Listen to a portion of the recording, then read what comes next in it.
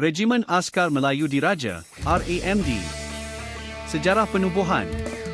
Ditubuhkan 1 Mac 1933. Lokasi asal, Port Dickson, Negeri Sembilan. Pada tahun 1951, ia diberi gelaran Diraja oleh Seri Paduka Baginda Yang di-Pertuan Agong sebagai pengiktirafan terhadap hikmat cemerlang. Peranan utama: Infanteri Barisan Hadapan Tentera Darat. Menjalankan operasi tempur, penjagaan sempadan, operasi khas, dan pengamanan dalam negeri. Menggalas tanggungjawab mempertahankan kedaulatan tanah air dalam semua bentuk operasi. Ciri-ciri dan identiti.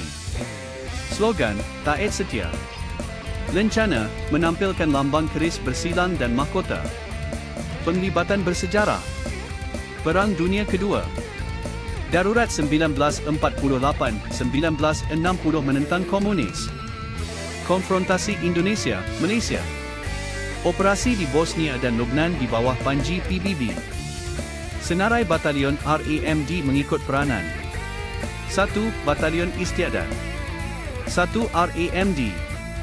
Batalion tertua, kini berperanan sebagai unit istiadat yang menjalankan tugas-tugas kehormat seperti kawalan istana dan upacara rasmi negara. 2. Batalion Infanteri Para, pasukan payung terjun. 9 RAMD, Para. Ditubuhkan pada 1965, kini sebahagian daripada 10 Brigade Para. 17 RAMD, Para. Ditubuhkan pada 1970, berpangkalan di Kem Terendah, Melaka.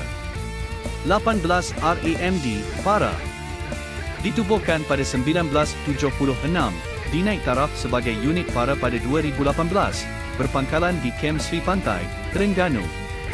3. Batalion Infanteri Mekanis. 12 RAMD, Mekanis. Berpangkalan di Kuantan, Pahang. 14 RAMD, Mekanis. Berpangkalan di Gemas, Negeri Sembilan. 19 RAMD, Mekanis. Berpangkalan di Sungai Petani, Kedah. 4. Batalion Infanteri Standard.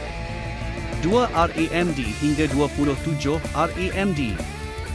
Batalion-batalion ini berperanan sebagai infanteri ringan standard yang ditempatkan di pelbagai lokasi strategik di seluruh negara.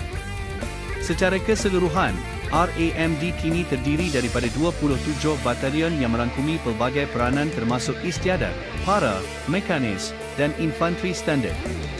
Setiap batalion memainkan peranan penting dalam memastikan kesiapsiagaan.